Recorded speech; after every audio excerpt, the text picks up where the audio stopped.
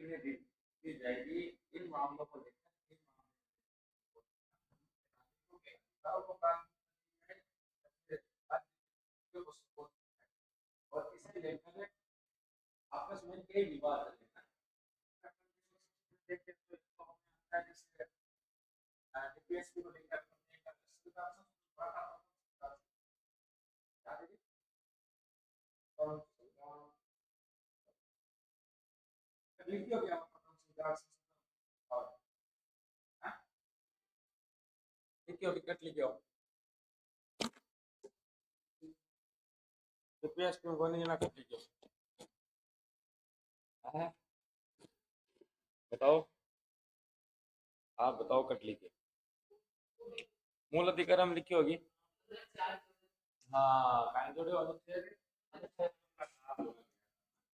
तो अब यही चर्चा करने के लिए अपन का चार क्यों जोड़ना पड़ा यूपीएससी में क्या बने यूपीएससी के अपन ने सारे अनुच्छेद और कौन सा अनुच्छेद डिवीजन करा तो अनुच्छेद 36 में क्या है सातवीं टिप्पणी पास है अनुच्छेद क्या है यूपीएससी का स्वभाव है अनुच्छेद 38 में क्या है हाँ एक आर्थिक प्रत्येक व्यक्ति को क्या प्राप्त करना है आर्थिक सामाजिक और राजनीतिक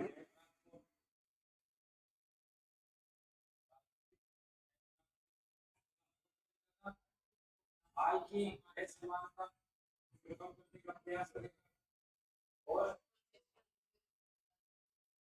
द्वारा इसका विधा और अवसर की एक समानता कम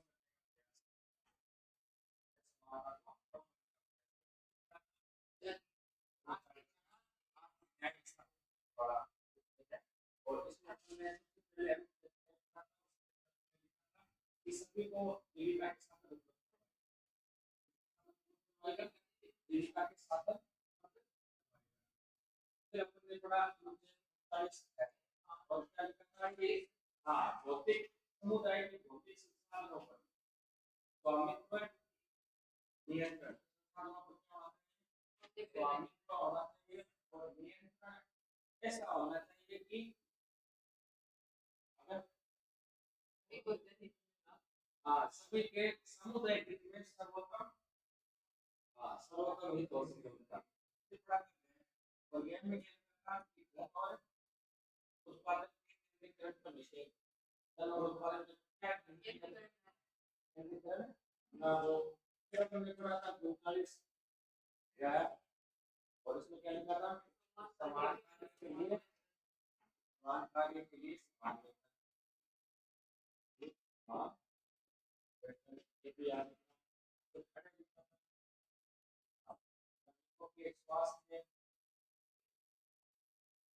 स्वास्थ्य शक्ति और बालकों की कुमार अवस्था का दुरुपयोग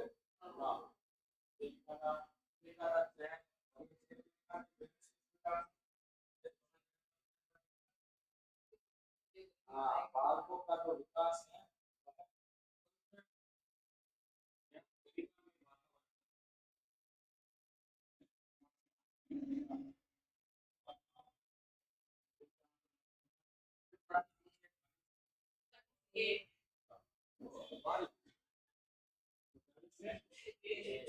और ये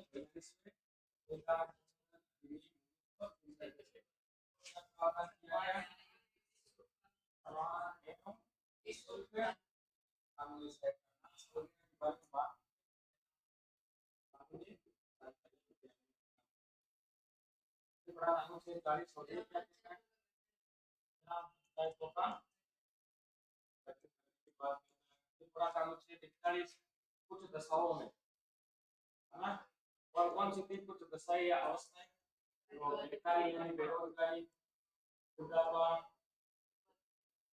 बीमारी और क्लांति इन दशाओं के अंदर क्या उपलब्ध करवाया जाएगा लोगों को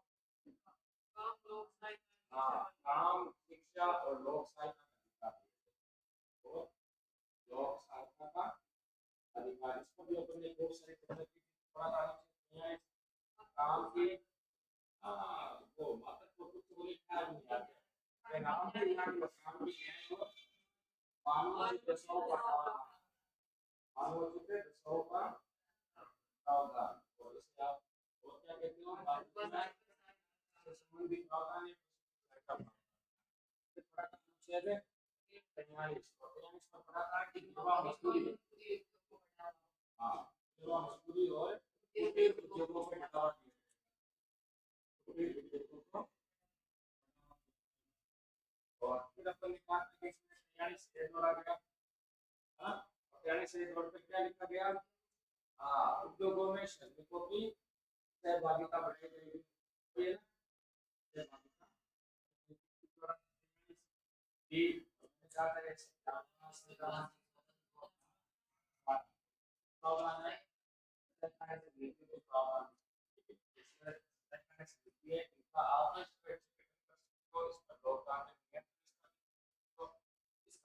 शासन होगा और किया जाएगा और फिर आता है 44 में क्या है यूसीसी यूनिफॉर्म सिविल कोड है ना सार्वभौमिक नागरिक संहिता या समान नागरिक संहिता फिर अनुच्छेद 45 में आता और अनुच्छेद 45 में क्या हाँ कि ये 86 में संविधान संशोधन द्वारा 2002 द्वारा संशोधित है पहले इसमें 14 वर्ष तक की बच्चों के प्रावधान थे लेकिन वर्तमान 0 से 1 वर्ष तक की हाँ बच्चों को क्या किया जाएगा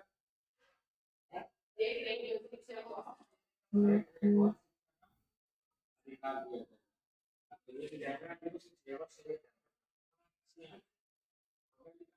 एसटी और दुर्बल वर्गों एसटी और दुर्बल वर्गों के लिए और शिक्षा से संबंधित विशेष प्रावधान ये आठ हमारा है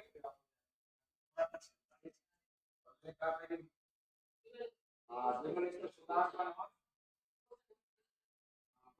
तो करने के लिए इसको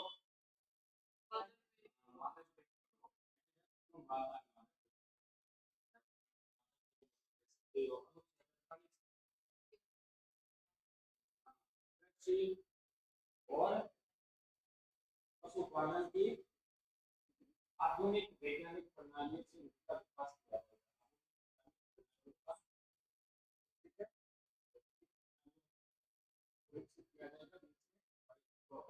राज्य सरकार का सहयोग देगी किसान का सरकार सहायता देगा तो एक टेक्नोलॉजी है आप ये बहुत ज्यादा महंगी पड़ जाएगी ना आप जैसे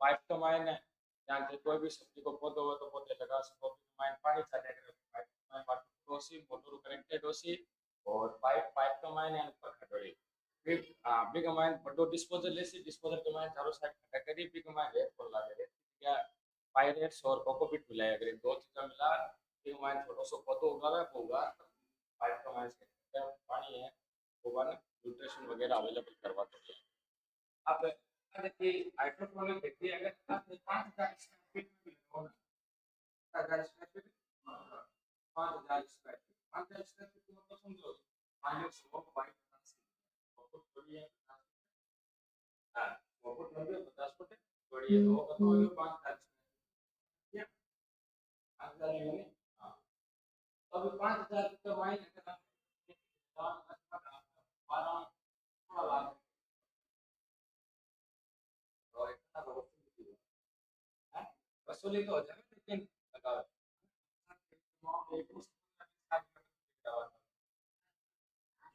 इसलिए राज्य क्या करेगा राज्य और पशुपालन के जो आधुनिक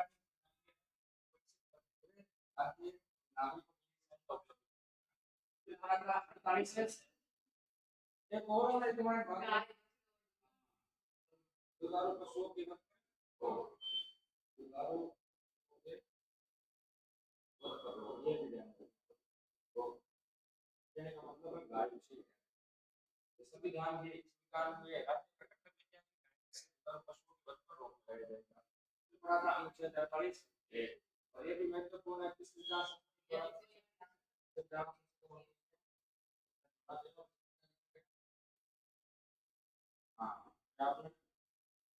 की सुरक्षा की जाएगी और वन्य जीवों की सुरक्षा की जाएगी।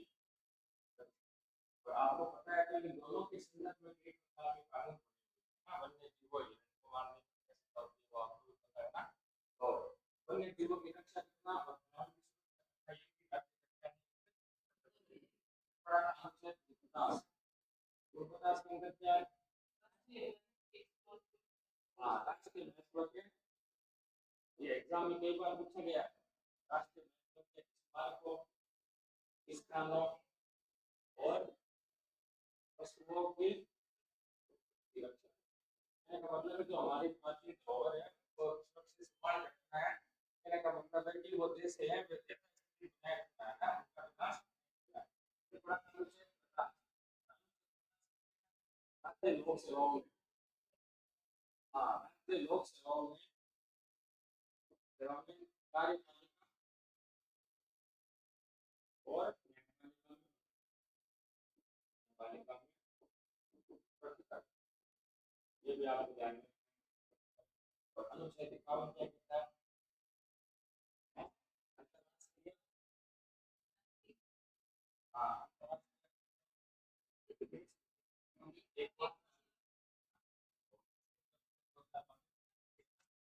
हाँ अंतर्राष्ट्रीय शांति और सुरक्षा में विवर्त करने का अंतर्राष्ट्रीय संदेश समझौता का आदरपूर्वक सम्मान किया जाएगा ना ये सारी की सारी क्या है? अब अपने मूल अधिकार भी पढ़े थे मूल अधिकार भी आपको सारे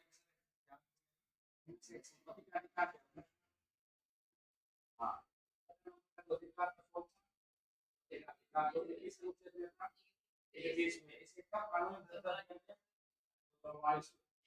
अब हमारे संविधान संशोधन 1970 से पूर्व जनता को क्या प्राप्त तो इस संपत्ति का अधिकार जब जनता को दिया गया और सरकारों ने जब डीपीएसपी जो कि राज्य के कर्तव्य थे शासन के मूलभूत थे इनको जब लागू करने का प्रयास किया तो लोगों के संपत्ति का जो अधिकार था इसका उल्लंघन हुआ और मैंने आपको कहा कि जब जब आपके मूल अधिकारों का उल्लंघन होगा तो आप सुरक्षा के लिए कहाँ जा सकते हो सुप्रीम कोर्ट जा सकते हो जो कि आपको आपके मूल अधिकारों की गारंटी देता है ना तो अब इस प्रकार के मामले चले कहने का मतलब है कि आखिर प्राथमिकता किसकी डीपीएसपी को दे या फंडामेंटल राइट को दे है ना राज्य के कर्तव्य को दे या नागरिकों के अधिकारों को दे तो अंततः सर्वोच्च न्यायालय ने कहा था कि ये जो डीपीएसपी है डीपीएसपी हो गया राज्य के कर्तव्य और ये जो राज्य के कर्तव्य है ये तो हमारे साध्य है साध्य का मतलब होता है ये हमारा टारगेट है ये हमारा लक्ष्य है जबकि हमारे जो फंडामेंटल राइट है जो कि नागरिकों के क्या है नागरिकों के अधिकार है जो नागरिकों के अधिकार है ये हमारे साध्य को प्राप्त करने के लिए क्या है तो इस साधन के माध्यम से इनको प्राप्त करना है यही कहने का मतलब है कि डीपीएसपी एक दूसरे के पूरक है पूरक का मतलब है ना तो डीपीएसपी के बिना फंडामेंटल राइट को कोई महत्व है और ना ही फंडामेंटल राइट के डीपीएसपी को कोई महत्व है ना तो दोनों चीजें ध्यान में रखनी है बस बहुत सारी बातें लिखी है ना जो पहले लिख चुके हैं लेकिन अब एक साथ लिखा दोनों कॉमन करें ना तो आप हेडिंग लगाओ आगे हेडिंग लगाओ नीति निर्देशक तत्व एवं मूल अधिकारों के मध्य संबंध नीति निर्देशक तत्व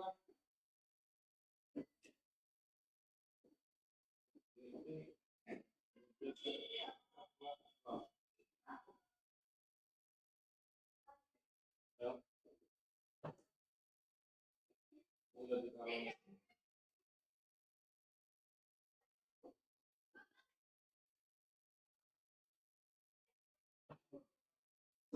लगा लिखो आपने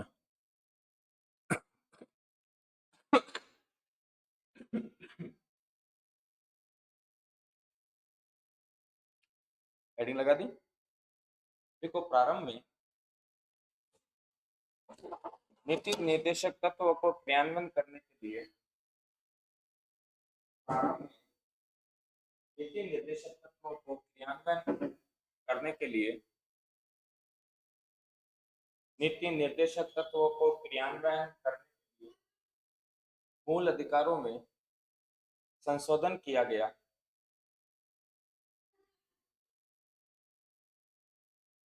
प्रारंभ में नीति निर्देशक तत्वों को क्रियान्वयन करने के लिए मूल अधिकारों में संशोधन किया गया, जिसे सर्वोच्च न्यायालय ने वैध माना। जिसे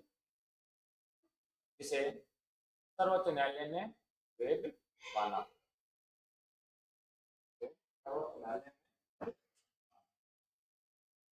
जैसे प्रारंभ में नीति निर्देशक तत्वों को क्रियान्वयन करने के लिए मूल अधिकारों में संशोधन किया गया, जिसे सर्वोच्च न्यायालय ने वैध माना। जैसे अब नीचे एक नंबर करके लिखो, नीचे वाली लाइन में लिखो एक नंबर करके लिखो, करके लिखो। अनुच्छेद 46। अनुच्छेद 46 क्या कहता है कि एससी एसटी और उर्वर वर्गों के अर्थ एवं शिक्षा से संबंधित प्रावधान करेगा या विशेष उपबंध करेगा विशेष सावधानी के साथ, है ना। तो अब अनुच्छेद 46 को लागू करने के लिए क्या क्या लफड़ा हुआ वो आपको अपने आप याद आएगी, है ना। अब आपको ना ये मूल अधिकार और नीति निर्देशक तत्व इन दोनों को साथ में जोड़कर पढ़ना है ना। तो लिखो एक नंबर करके लिखो, अनुच्छेद 46 को क्रियान्वित करने के लिए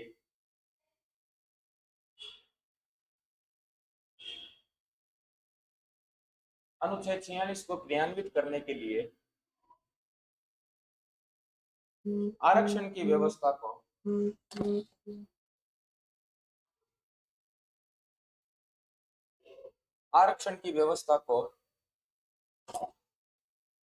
चंपकम दोहराई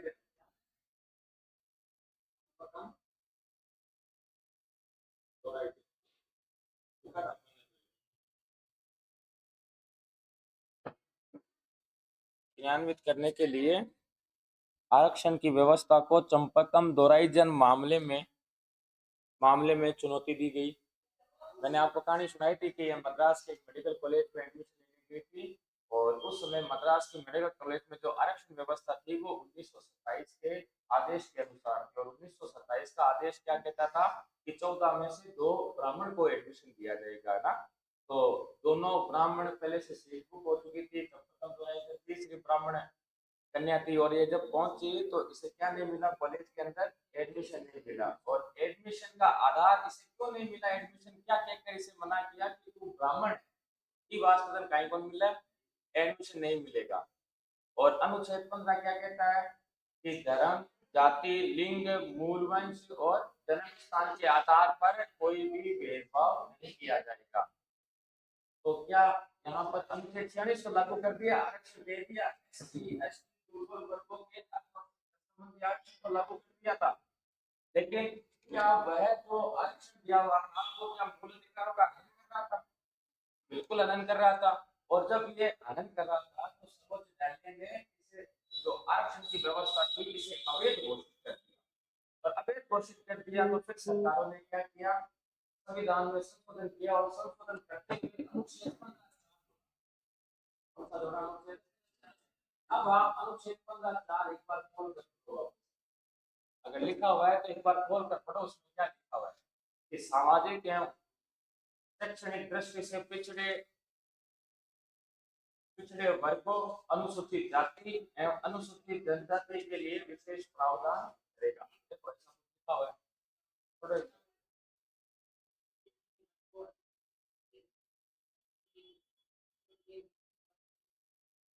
विधि द्वारा कोई भी विशेष उपबंध करने से नहीं रोका जाएगा।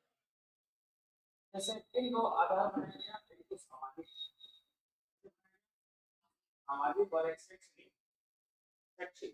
यानी कि एक तो शिक्षा की दृष्टि से पिछड़े और एक समाज की दृष्टि से जो पिछड़े वर्ग, है ना।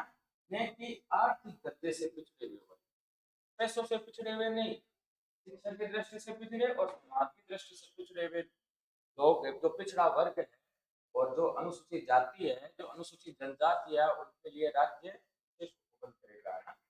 तो ये आपको विशेष ध्यान में रखना है। यही बात यहाँ लिखवा रहा हूँ, मैं दोनों को साथ में लिखवा रहा हूँ क्योंकि वहां वो फंडामेंटल राइट में लिखी हुई है, वो आप नहीं पढ़ोगे। सवाल पे आए तो मन पूर्व विश्वास है एकदम गलत करा है। और अब पांचवी बात लिख कर ताकि ते सवाल गलत नहीं कराओ। आप दोनों को आपस में संबंध चाहिए है, सवाल गलत नहीं करो को ध्यान में रखना। तो देखो आप आगे क्या लिखा आपने, चंपाकम दोहराई मामले में चुनौती दी गई जिसमें सर्वोच्च न्यायालय ने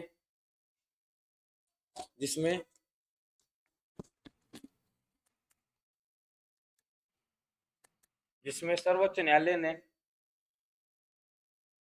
जाति एवं धर्म पर आधारित आरक्षण को अवैध घोषित कर दिया।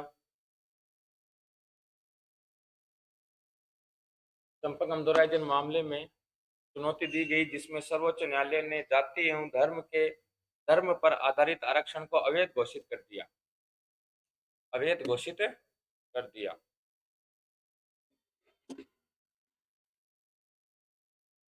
सर्वोच्च न्यायालय ने जाति एवं धर्म पर आधारित आरक्षण को अवैध घोषित कर दिया। तो नीचे वाली लाइन में लिखो, इस निर्णय को निष्प्रभावी करने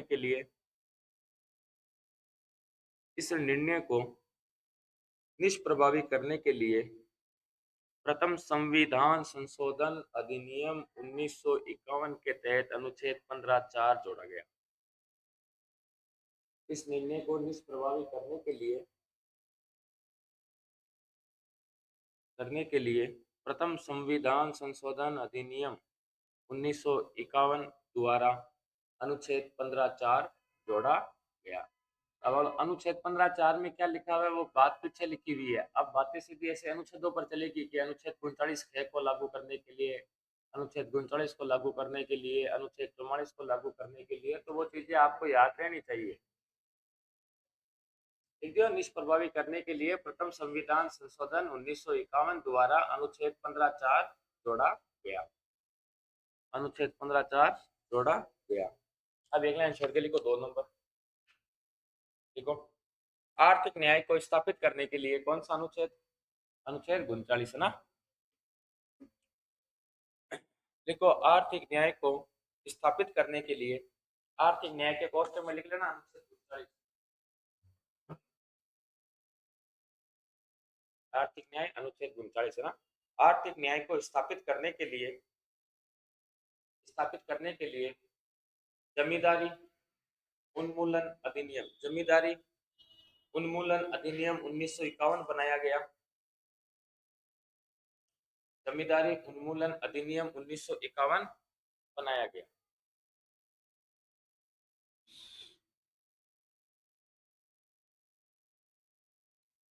जमींदारी उन्मूलन अधिनियम 1951 बनाया गया।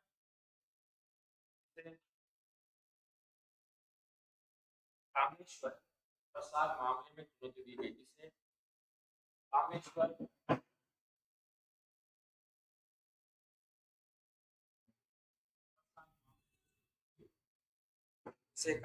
प्रसाद मामले में चुनौती दी गई।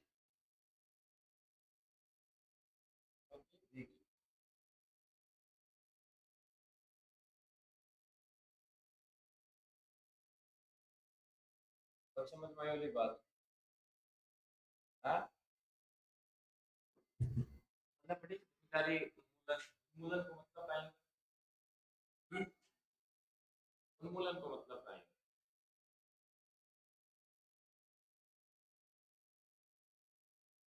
जड़ उखाड़ खत्म कर लो, नाश कर लो, समाप्त कर लो, विनाश कर लो। तो जमींदारी उन्मूलन अधिनियम लाया। अधिनियम का तो मतलब आप जानते ही हो क्या होता है, कानून, है ना। उन्मूलन को यानी समाप्त करना, और क्या समाप्त करनी है, जमींदारी। अब जमींदारी प्रथा कहीं है तो आपने देखा ठक्कर होता पर जमींदार बोलता है, और पंजाब में किसान बोलिया गया जमींदार। तो पंजाब में किसान जमीन का मालिक होता है, ठक्कर मालिक होता है, ठाकरा जमींदार बोलता। तो जमींदार जो है मानो सुनो लोग उद्देश्य जमींदार और बापू जमींदार है। तो जमींदार का मतलब है किसान। हाँ, तो जमींदारी प्रथा जब हम आजाद हुए थे उस समय देश का जो अधिकतर भूभाग था, खेत थे, वो बहुत कम लोगों के पास थे, जमींदारों के पास। तो सरकार ने कानून बनाया जमींदारी उन्मूलन अधिनियम, और फिर धीरे धीरे बिहार के अंदर उन्मूलन के लिए कानून बनाए गए, अपने राजस्थान में पढ़ाएंगे, केरल राज्य में पढ़ाएंगे, गुजरात में पढ़ाएंगे, पंजाब में पढ़ाएंगे। इन राज्य सरकारों ने अपने यहाँ जमींदारों से जमीनें लेकर और लोगों में जमीनें बांटनी शुरू कर दी। इनके पास बिल्कुल भी जमीन नहीं। क्या ये अनुच्छेद 39 को लागू करने का प्रयास था? अनुच्छेद 39 लागू हो गया। अनुच्छेद 39 क्या कहता है? स्त्री पुरुषों सभी को जीविका के पर्याप्त साधन उपलब्ध करवाएगा। तो उस समय मुझे ये बताओ, क्या इतनी नौकरियां थी कि अपने गांव वाले भी नौकरी करते? तो अनपढ़ थे, कहीं तो बंद काम खेती के अलावा अब आप खेती को नहीं मना। बताओ कहीं पे स्त्री पुरुष आपको 2 टाइम की रोटी खा सकेगी? तो 2 टाइम की रोटी को जुगाड़ यानी जीविका को पर्याप्त साधन उपलब्ध करवाना है। तो इसलिए सरकार ने ये जमींदार अधिनियम बनाने शुरू किए। प्यार से जमीनें जमींदारों से जमीनें दी गई।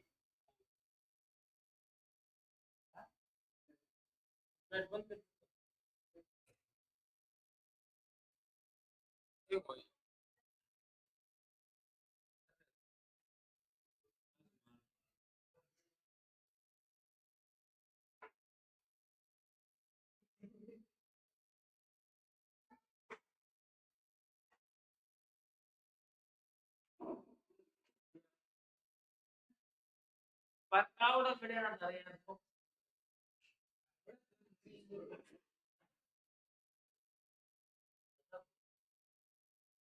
वो सुनो को वोल्टेज ज्यादा है।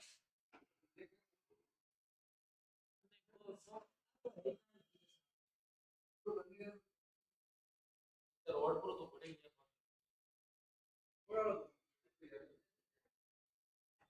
तो जमींदारी उन्मूलन करने के लिए राज्य सरकार ने क्या बनाया? और कानूनों के तहत जिनके पास अधिक जमीनें थी उनसे राज्य सरकार ने क्या की? जमीनें छीन ली उनसे जमीन। अब जमीनें छीन ली, जमीन का मतलब क्या होता है? आपकी संपत्ति को अधिग्रहण करना है। और आपको भूख संविधान में क्या दिया हुआ था? और लोग क्या और आम लोगों क्यों कामेश्वर बोले को आगे आगे की बात को आप अधिकार में क्या होता है? हाँ अधिकार तो था जो पहली बात है कि यूपीएससी को लागू करने में यूपीएससी को सरकार ने जनता के लिए ये कार्य अब बताओ वो कार्य करने नहीं करते। अब वो जब कार्य करते हैं तो ये कार्य बेस पर नाम बना रहे हैं। इसका मायने आ रहा है काम को के बाद एरिया यूपीएससी लागू करने के बाद एरिया शासन का मूलभूत राज्य का कर्तव्य पर लागू करने का राज्य के काम राज्य के पास राज्य के पास संसाधन आए लागू किए थे पूरा अधिकार करने का राज्य के स्पेस पर अभी भी देखो संपत्ति के अधिकार में भी नहीं हटाया गया। प्रथम संविधान संशोधन मॉड्यूल 1978 में हटाया गया। देश के संविधान लगभग 28 सालों के बाद हटाया गया। तो कोई कारण लियो तो नहीं हटाया। तो पहली तो पहले से कानून के अनुसार मामले में चुनौती दी गई। देखो इसी के नीचे लिखो इस मामले में सर्वोच्च न्यायालय ने या भूमि सुधार कानून अभी अनुसूची जोड़ी थी ना भूमि सुधार अधिनियम से संबंधित तो इसीलिए जोड़ी गई थी प्रथम संविधान संशोधन द्वारा अभी जोड़ी जाएगी दोबारा। इस मामले में सर्वोच्च न्यायालय ने बिहार भूमि सुधार कानून को अवैध घोषित कर दिया। बिहार राज्य के अंदर जो भूमि सुधार कानून लाया गया था उसे क्या घोषित कर दिया? अवैध। बिहार की जो सरकार है वो इस प्रकार कानून बनाकर लोगों की संपत्ति जब्त नहीं कर सकती। अनुच्छेद 31 का उल्लंघन माना और उल्लंघन होता है तो सर्वोच्च न्यायालय आपको आपके अधिकारों को वापस दिलवाने की क्या बात करता है? गारंटी देता है आपको। गारंटी तो क्या नहीं पर अवैध घोषित कर दिया लेकिन कोई कॉन्सेंसस है। अब सर्वोच्च न्यायालय के निर्णय को निष्प्रभावी करने के लिए संसद क्या करेगी? संशोधन करेगी। इसमें संविदा अवैध घोषित कर दिया गया। अंततः इस निर्णय को निष्प्रभावी करने के लिए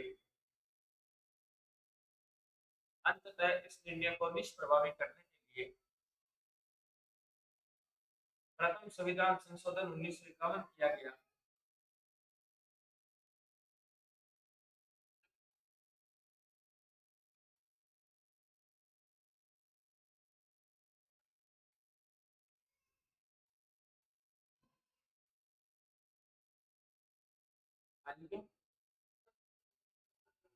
हाँ, 1951 किया गया और अनुच्छेद 31 31 31 और 31 संपत्ति का अधिकार वाला अनुच्छेद 31 है ना। आपको पूछा था कि किस नवीं अनुसूची किस अनुच्छेद के अंदर है, तो वो है अनुच्छेद 31 पे। और अनुसूची जो 9 है, ये जो अनुसूची 9 है जो प्रथम संविधान संशोधन 1951 द्वारा जोड़ी गई थी, ये किससे संबंधित है? भूमि सुधार कानूनों से संबंधित है, भूमि सुधार अधिनियमों से संबंधित है। और मैंने कहा था कि कुल 263 अधिनियम है, ये इसमें और दिया डिवीजन चलेगा नहीं आपका मेरा पेपर का मैंने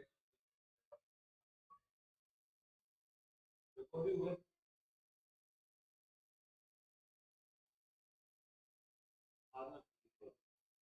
अरे आपने रहता रहता है जितना कुछ तो जमा हुई और वाली स्पीड हाल है।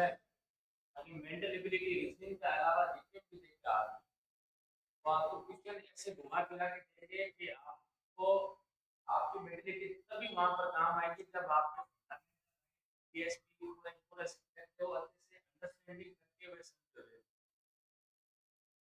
हमें अटेंशन होता है कि कोरोना के लिए नाम जाओ तो बच्चा देखो तो दिमाग ठीक है। डिवीजन गया तो आप और अनुच्छेद 31 है एवं 31 बी, हाँ सॉरी 31 है और 31 है जोड़ा गया। 31 है पोस्ट में लिखो तो लिखती ज्यादा लंबी है तथा जोड़ा गया तथा ऐसे पोस्ट में लिख दो, ऐसे आप सीधा लिख दो नवी अनुसूची भी जोड़ी, नवी अनुसूची भी जोड़ी गई। पोस्ट में लिख दो नवी अनुसूची जोड़ी गई और नवी अनुसूची किससे संबंधित है? ये जो जैसे बिहार राज्य ने सुधार कानून बनाए, पंजाब राज्य ने भूमि सुधार कानून बनाए, कर्नाटक राज्य ने भूमि सुधार कानून बनाए, तो ये कानूनों को लेकर कोई सर्वोच्च न्यायालय ना जाए अपने अधिकारों को लेने के लिए, इसलिए इसे नवी अनुसूची में डाला गया था भूमि सुधार कानून जितने भी हुए, ताकि इस पर सर्वोच्च न्यायालय न्यायिक पुनरावलोकन ना कर सके। ये प्रावधान केशवानंद भारती मामले का जब निर्णय आया था कोई कानून है वो नवी अनुसूची में डाल दिया गया है, तो उस कानून पर न्यायालय भी न्यायिक पुनरावलोकन नहीं कर सकता था, है ना। आगे बढ़ पढ़ेंगे बयान सकता की बातें आएगी ना, केस है बातें तो आप नवी अनुसूची लिख दी, कोष्टक में नवी अनुसूची भी जोड़ी कोष्टक अक्टूबर तथा नवी अनुसूची में तेरा कानून शामिल कर तथा नवी अनुसूची में तेरा कानून डाल दिए, नवी अनुसूची में तेरा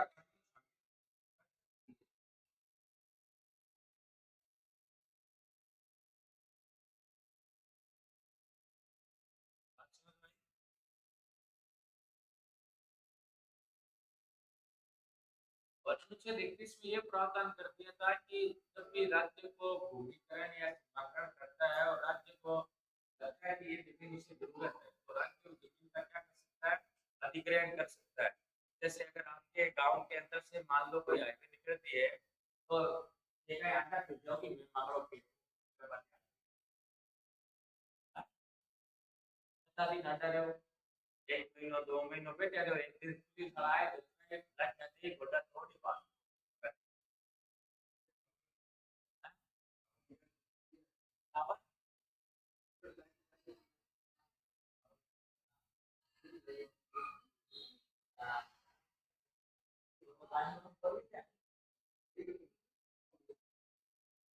हाँ करते लोड कितना करेंगे में जाके हम ना बता के यहाँ प्लेस में यार जमीन बिजली के बना बता के बाद सब तक बिजली उगानी जरूरी है कि वो सारा खेत में स्मार्ट रखना जरूरी है नहीं भाई सबने बिजली उगानी जरूरी है कि सब सारा खेत को पानी निकालना सबने बिजली उगाना है ना सबने बिजली उगाना जरूरी है और तुम इसमें टांग डाले चलो हाँ प्रतीक है धनराशि भी नहीं है प्रतीक है अब वो आपको सरकार से सरकार है तो 5 रुपए दे या सरकार है तो 50,000 भी दे सकती है ना वो सरकार से संचय में उसमें प्रतिकर शब्द लगाया था प्रतिकर का बदले में कुछ रकम दी जाएगी वो कितनी भी हो सकती है ना तो